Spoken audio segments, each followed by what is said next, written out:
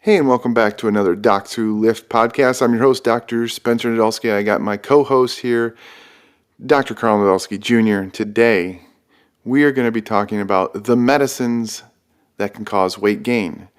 Someday we'll be talking about the medicines that help you with weight loss, but we're going to actually talk about medicines that can cause weight gain. And before you go ahead and stop any of these medicines that we discuss, you better talk with your doctor first, because we are not going to get sued over a podcast here. That would be, Yeah, this is educational only. our wives might kill It us. doesn't mean you can't take these. Our wives might be pissed. Yeah. I don't know. You guys should have. Yeah. I can't believe. Yeah, well, Anyway, okay. So first of all medications we use, right? So medications that doctors prescribe always have to have the risk benefits, pros, cons considered for everything we do. And sometimes medications do contribute to that complex physiology of obesity that we talk about and increase your weight, increase hunger, or maybe slow metabolism, or cause some of the metabolic hindrance for obesity. Nutrient partitioning. But sometimes the benefits outweigh those risks. So yeah, and so, I think so. Yes, please don't stop it. So okay, so if you're a patient, obviously you can get a good idea from listening to this. Hey, that medicine might be contributing to my struggles with weight. Probably not going to be all of it, unless it's some of these that we will discuss. Some that have a really strong effect. Some of them a very mild effect, but you should at least be aware of it. And it's something to actually bring attention to your doctor. And it may be something they could go, yeah, you know what, I think there's a reasonable alternative, or no, unfortunately, there's not. But there are actually, we prescribe medicines to counteract some of the effects of the weight gain from these medicines that you just can't stop. Some of the antipsychotic medicines that we'll kind of discuss here. But I think that's what's important. If you're a physician listening to this, you go, oh gosh, I didn't know that medicine could be doing that. So think twice if there's a medicine that's more weight neutral, or even helps with weight loss potentially. You may want to reach for that one. If again you can, sometimes you can't. We could get a psychiatrist on here sometime and discuss some of the more medicines that sometimes I prescribe some of these medicines simply out of the recommendations by a psychiatrist, and for some reason they're not in the office and I can't get a hold of them. But most of the times, my endocrinologist brother is not prescribing an antipsychotic, and I am not, as in my primary care role. Yeah.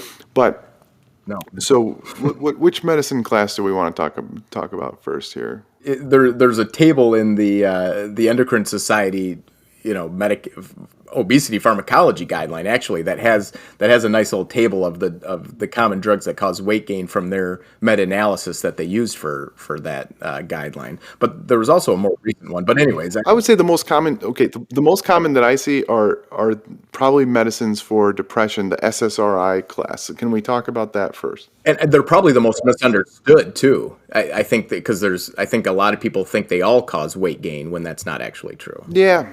So that's probably a good one to start. So SSRIs, first of all, I was kind of naive when I went to med school. I didn't really know anybody on medicine. I didn't really understand.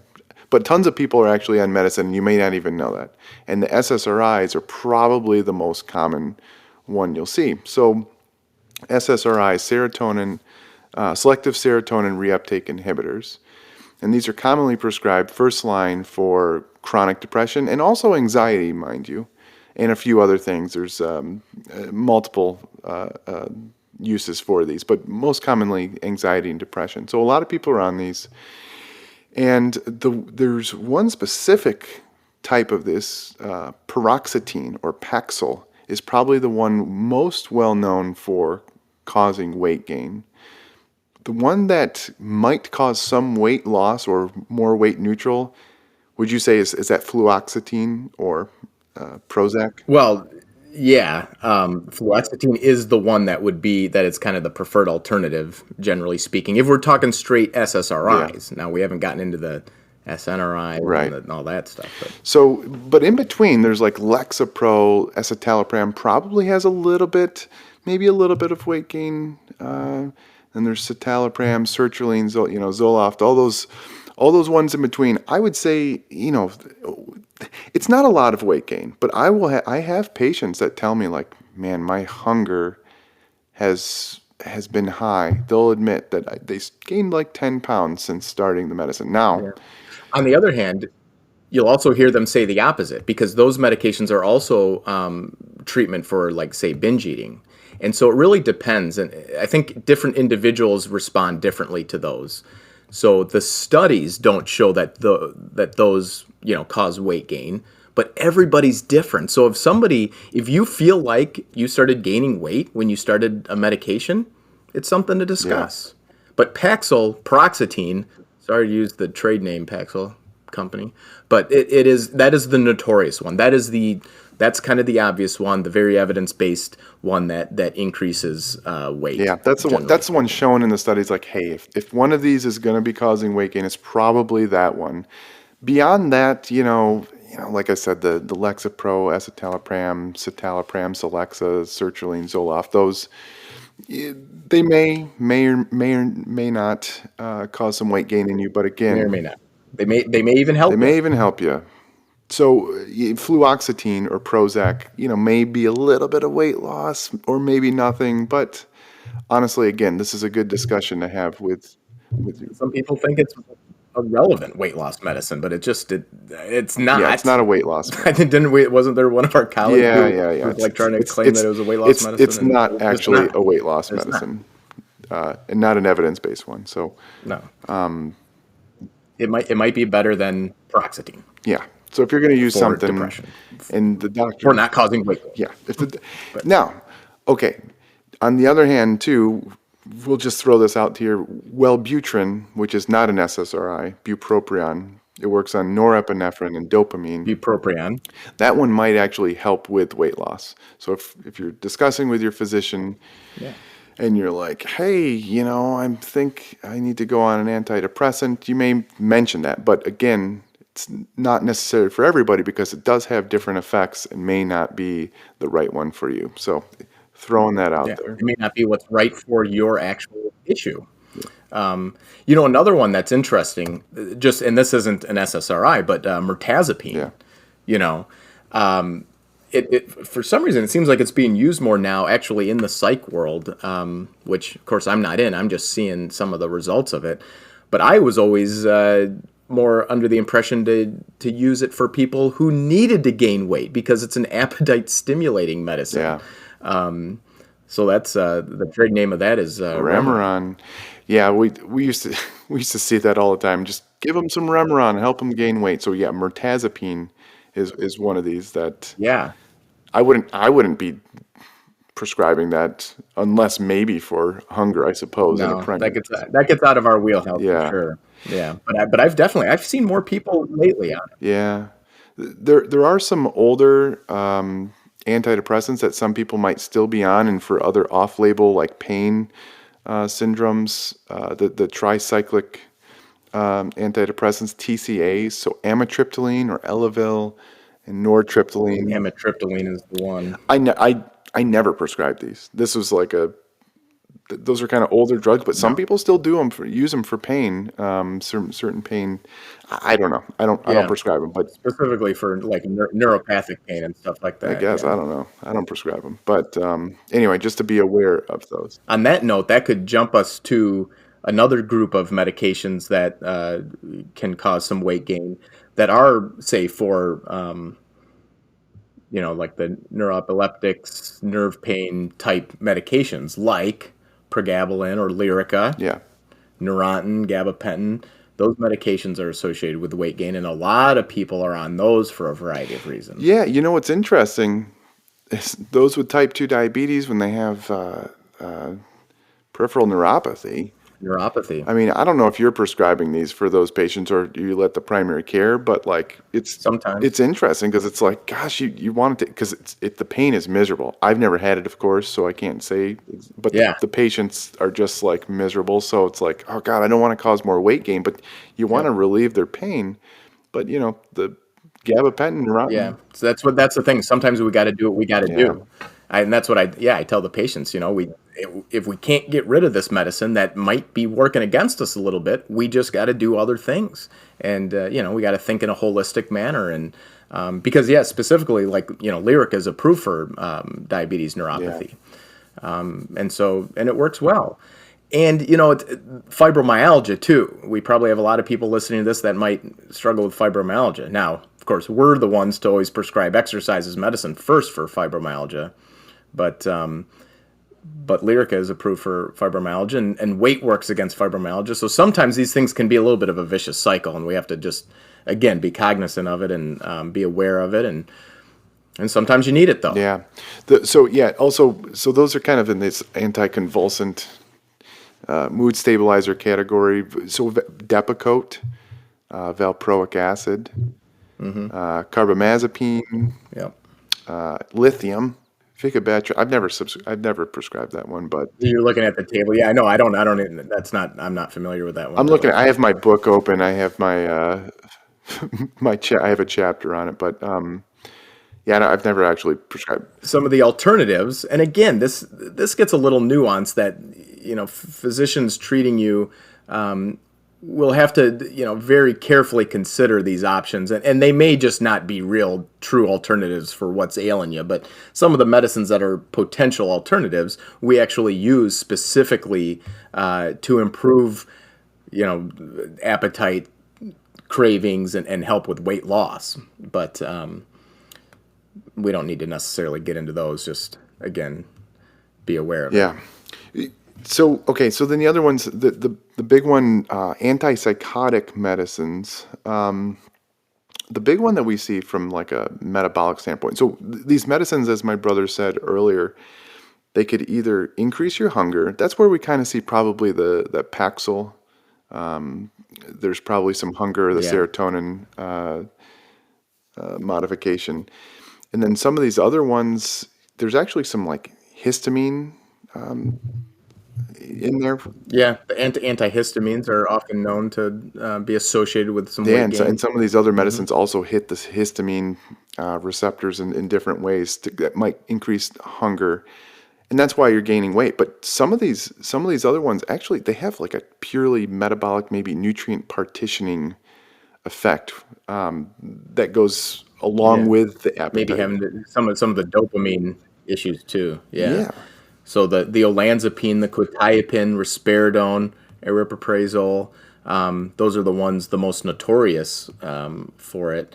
But even then, even the ziprasidone, which is they claim is less weight gain than the others, but they all can, right? And they do tend to drive that cardiometabolic, that visceral obesity that increases our cardiometabolic risk and risk of diabetes. Yeah. Those medicines do, but they might be very important for someone's mental health and well-being. So we just have to weigh these things and work with our psychiatry colleagues. If you're a patient, work with your psychiatrist and try to minimize the effects. And we have other medications, even just good old type 2 diabetes first line metformin has been shown in some pretty big trials and meta-analyses to help prevent diabetes and weight gain in those on these medicines. And in fact, I think if you look at the psychiatry guidelines, they recommend it oftentimes. Yeah, they probably should. I've had some very thin patients in the past who developed obesity relatively rapidly over the course of like a year or two. Like, and it was just like, holy cow, what happened? And it was because they started Seroquel or whatever. And it's like, I'm not taking them off the medicine. So then I've actually done the metformin thing and, GLP-1, we're going to have a whole episode all about that. But these newer drugs that work at like glucagon, like peptide 1, they're pretty amazing because I've had patients then lose that weight, but it's a constant struggle. You can't just take these patients off their medicines like this. It's what's keeping them going. So yeah. And so if you're taking these, again, please don't stop taking your medicine. Please do not stop. It's just something to discuss and try to mitigate your risk and work through it for sure. But these can be very important for people. The benefits generally outweigh the risks. We just have to be able to deal with the risks as as a patient and as your healthcare team, you need to be able to work on that. I was going to say your favorite drugs, the sulfonylureas, if you're going to get into Yeah, the type 2 going back up diabetes. to diabetes meds. Those are your Yeah. favorite. So yeah, ironically, in with type 2 diabetes, um, yeah, if you go back and listen to our carbohydrate insulin model of obesity discussion we had, how the low carb evangelicals try to say that our body's own insulin response to eating carbs is what's driving obesity. Well, that may not really be true, but using insulin, which will, if you have hyperglycemia and you don't have your pancreas is not working that well, and so you have type 2 diabetes, and so you need insulin, that will improve what we call the partitioning of the nutrients, the calories, the glucose, and you'll store it, and that does drive weight gain then. And if you have really, really tight control, so say for people with type 1 diabetes, who we have to give them insulin to cover their basal needs, their fasting needs, and their food, if you do a really, really good job or almost a too good a job, then you'll gain weight because you have to almost eat to match the insulin. So I always tell patients, we want you to match your insulin to what you're eating. I'm kind of talking about type 1 diabetes. If you're having to eat to avoid hypoglycemia, low sugar, that's not good. So that's going to cause that's going to cause weight gain for sure with insulin. But yeah, insulin as a medication can cause weight gain because you're actually storing the glucose that's in your bloodstream. Sulfonylureas are medications, they're called secretagogues, and they basically force the pancreas to make more insulin whether you're eating and need it or not, and so then they can cause weight gain. Yeah, basically. And then another medicine that I think gets a bad rap for the weight gain in diabetes is the pioglitazone, the TZD, otherwise known as Actos. And I explain that one to patients as it's probably the best insulin sensitizing medication we have because it works on those healthy fat cells that we talked about in our diagnosis of obesity talk just in the last episode, if these are in the same order that we're doing these. And I tell them, well, so your healthy fat cells that aren't quite working for you anymore in type 2 diabetes, this sort of helps those improve their ability to store fat. So you might gain a little weight that way. And they tend to come with a little bit of water retention. So that accounts for some of the weight. But in general, it's relatively healthy weight. So again, this goes back to the diagnosis of obesity. It's what's on the inside that counts. So we could debate that medication specifically. But like you said, we have a lot of type 2 diabetes medications that are really good for weight loss, that help with our appetite and satiety and reducing our energy intake. We have these medicines called SGLT2 inhibitors that trick your kidneys into peeing out sugar, and so you lose calories that way, all the while improving your sugars and actually having some good cardiovascular benefits. So most doctors are going to be familiar with this, but always make sure you talk about these things. Yeah, that's another reason why the insulins and maybe the secretagogues or the sulfonylureas actually increase weight gain. If you're pissing out sugar because you've gone past the threshold of what your kidneys can reabsorb all the sugar, and you increase the insulin to get the sugar now into your cells and stop your kidneys. So now instead of pissing out those calories, you're actually storing them. So that's another actually one of the reasons that we think. Yeah, it's all part of that whole process. Absolutely. Yeah, you always were a pioglitazone shill. You love Actos. I'm still a pioglitazone shill. But yeah, so it's a good thing to understand. If you gain weight from that medicine, if you're listening, you have type 2 diabetes, and your doctor puts you on, and you're like, I don't want to gain weight, but it's like, well, then it's actually this is probably it might be healthy okay weight to gain. Yeah. All right. So the next section would be blood pressure. Blood pressure. It's very slight, but the beta blockers, and they may lower your metabolic rate a little bit, but they also definitely something to think about. Make you a little bit tired. There's a few little things there. You may not move around as much, which I think is a big deal. Yeah, we do not like exercise intolerance. Yeah, I have a lot of patients who have been on these for a long time, and now there are better blood pressure meds, and they've just been on them forever. Atenolol specifically. Yeah, a little bit of metoprolol. and then it turns out, oh, there's not really a heart reason, a cardiac reason for them to be on. And we say, well, let's check with your primary care doctor. If they have a cardiologist, let's check with them. And suddenly, we start getting them off of it, and now they feel better too. This goes back to the the adrenal fatigue talk we had, and how people have real fatigue, but we got to be holistic and find the actual cause instead of just making up a thing called adrenal fatigue to blame it on. Some people have medications that are causing fatigue. Oh, yeah. And these might cause a little fatigue. Maybe you're not as active, metabolism's a little bit slower, and you gain a little bit of weight on them. But again, you might really, really need them for something. Say like different arrhythmias or heart failure, stuff like that. So again, do not stop these medications until you talk to your physicians. Discuss with your about doctor, them. please, for the love of God. Don't- This is educational only. I don't even think memeologists don't even have malpractice. I don't know what would happen. But Oh God. Oh my God. All right. all right, common birth control. Yeah, that's the one that the females are going to want to know about this, because I'll bet you when we were younger and we heard our friends, our girls talking about gaining weight on birth control, I went into med school thinking that was pretty much true.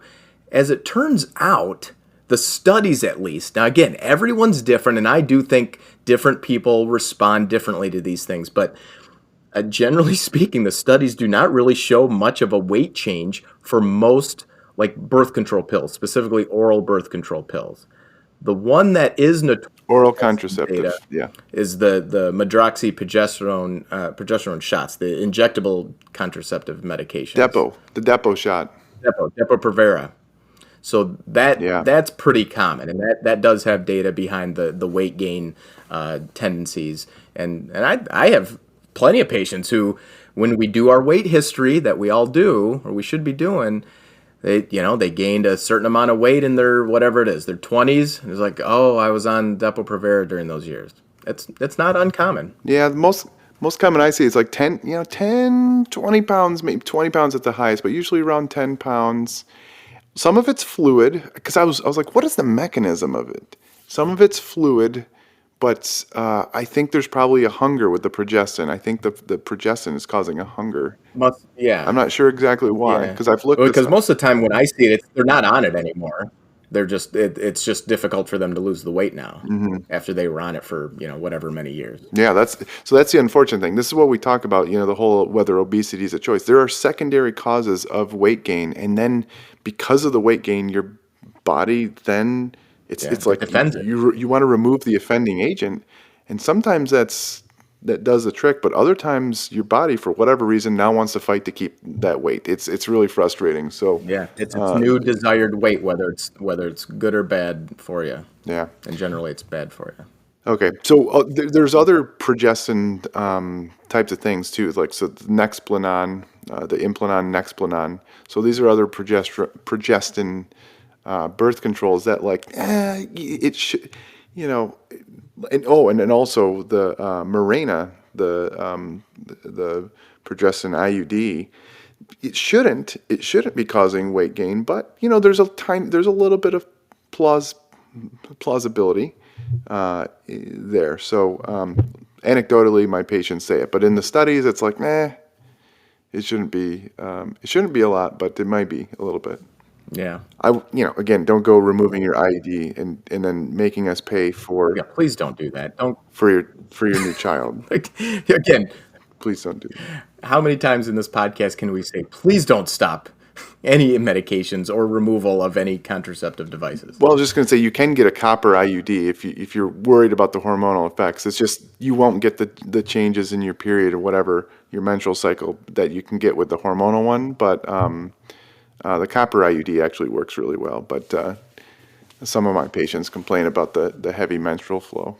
I don't have a lot of complaints about that. I don't for whatever reason. But I'm not the OB guy putting them in, I guess. Well, I'm not either. I don't know. It's because I did family medicine. I had to pretend to be a gynecologist for a while. Oh my God.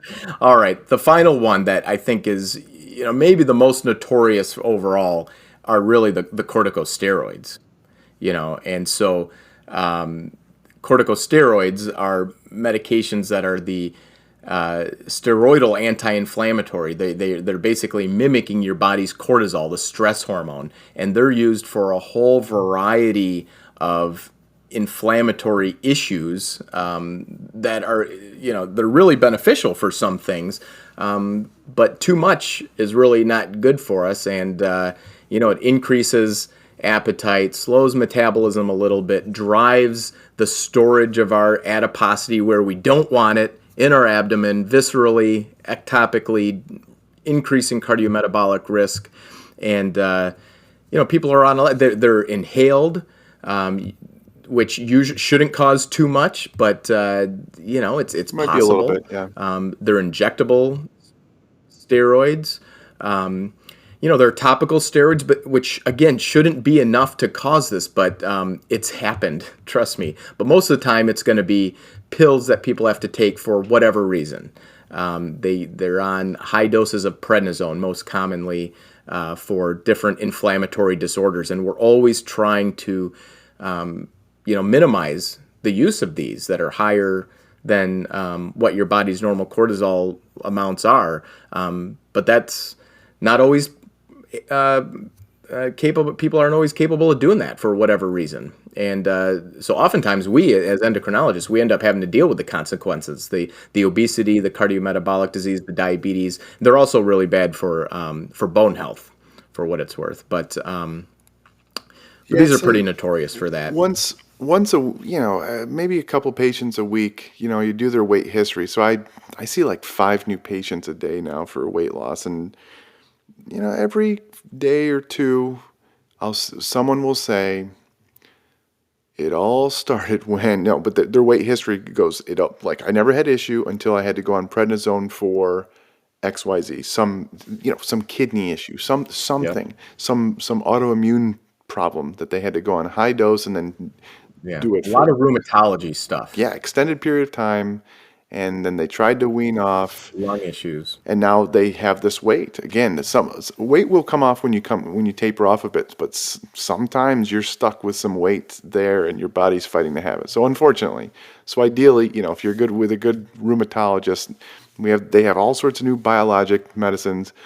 I'm not a rheumatologist, so I will not be changing it, but I'll work with a good rheumatologist to be like, hey, what can we do here? Yeah, we call them steroid-sparing therapies. They're going to try to, help you do that. But probably because it's a selection bias. So as an endocrinologist, we get referred a lot of patients who have now significant what we call steroid-induced obesity, diabetes, and often osteoporosis too, fracture risks. And again, we talk about that sort of that set point or settling point, or whatever we want to call it, where the body fights its new body weight and body composition. And it is not easy for some of these people who were on high dose steroids for a long time that essentially gave themselves what we call iatrogenic Cushing's.